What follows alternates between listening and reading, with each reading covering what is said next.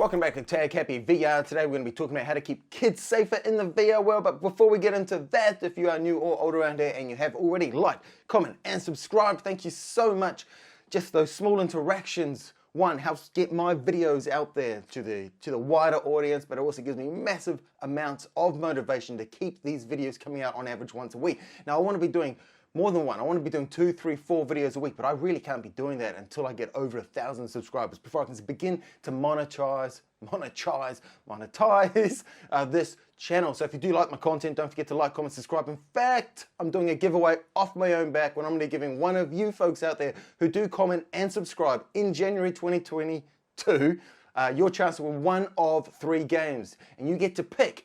It's either going to be Swarm, Pinball FX2 VR, or Walkabout Mini Golf. All you got to do is like, comment, subscribe. Anyway, let's jump right on into 2 ways in which we can help keep the younger generation safer in the VR world. All right, welcome to my home environment, my space station. It's one of my favorites. They're all cool, man. They got space stations. They got spaceships flying around outside. I don't know when they added that. But that's now there. Anyway, let's just kind of jump on in and talk about these 2 different ways to help kind of keep kids safer in these VR worlds. And now the first way, you're going to go into your app menu and into settings. Once you're inside of settings, we're then going to go into security. And then after security, we're then going to go into this headset, which is already selected. And then you got your unlock patterns. Now this top one here that I'm kind of circling is for the whole headset. Now if you go in and create an unlock pattern, no one can use this headset unless they know this pattern. Okay, and in which case, as a parent or guardian, you create one. You would then need to unlock the console itself before passing it on to the younger generation, the child, the kid, whatever, that is going to then be using it. Okay, now the other one would be if you have multiple accounts kind of logged in onto one headset, which is what you can do, you can then specify if an account itself has a lock as well. Okay, just so you know, just there. All right, the next thing I kind of want to talk about, let's just kind of collapse this down, bingo bango, is the casting functionality where whatever I'm looking at, you can see on the TV screen or an Oculus app. Very cool. Now this is compatible TV screens or casting services. Okay, it's not going to be everything. Okay, now I'm using a Chromecast or an Android TV that does support Chromecast as well. We all have an Oculus app. So through your iPhone, iOS, or your Android devices that you can also cast to, okay? But if we're going to click on this little pink arrow saying sharing, we then have casting.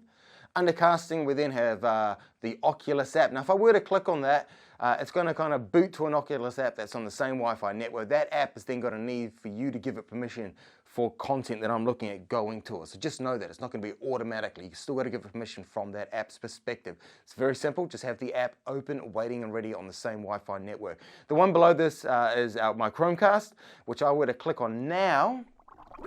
And next. Okay, now my internal recording is going to stop because I'm now casting. Now what you're going to be looking at is what I'm looking at. Now I'm assuming that TV is doing it. Okay. I mean, I got a little red dot happening in my display, okay? But whatever I'm now looking at is coming through to the TV, to the Chromecast, to the supported TV, okay? So just got to make sure that your TV is supported, okay? Now, not only is it the visuals, it's also the sound. Now, I've got the TV sound turned all the way down. Now, depending on the application, the chat room, etc., not all audio is going to be coming through, okay? So just be aware of that. It's not too difficult. Get someone to kind of start casting, have a listen and work out what's coming through. It's that simple, to be honest. But if I was to play a zombie game, a driving game, a golf game, for example, that audio would also be coming through alongside the picture. Okay, so anyway, those are the 2 different ways I kind of wanted to talk about to kind of help keep kids safer online so that people like guardians and parents can kind of help follow along and kind of see these immersive worlds that they're kind of jumping on into. Anyway, I'm going to see you on the outside, and there's a couple more points I want to talk about before just finally wrapping up. I'll see you soon. So there we go. Those were a couple of different ways in which we can kind of help keep the younger generation safe in the ever-expanding, and that we are in the very early stages of those VR worlds and experiences. Now, when it does come to casting, you know, it's not just about kind of keeping tabs on where the younger generation is kind of what they're getting up to in those VR spaces. But I use it in a very social aspect. You know, if my partner's home, visiting her folks, etc., friends, family members, to try and cast what they might be playing or using, or what I might be playing or using at that time onto the TV screens in that space, so everyone can get an idea of actually what's happening and you can interact with it. So do keep that in mind. There's also that very much that social aspect of casting. A couple other things I want to talk about is trying to keep an open discourse between parents, guardians, and the younger generation. You know, it's a very immersive experience, the VR worlds, and it's not always.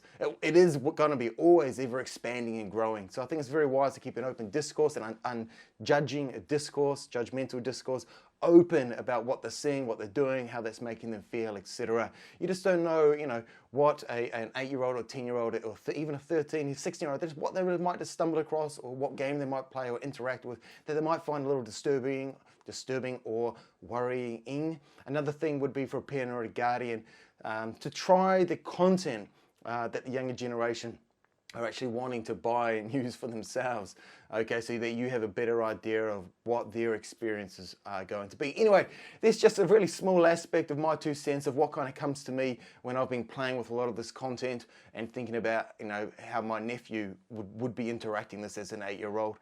Anyway, I hope you found something of this somewhat useful. I am Tag Happy. Don't forget I got the January 2022 giveaway. All you gotta do is subscribe and comment, and the winner will be announced early February. So keep that in mind. That's early February 2022.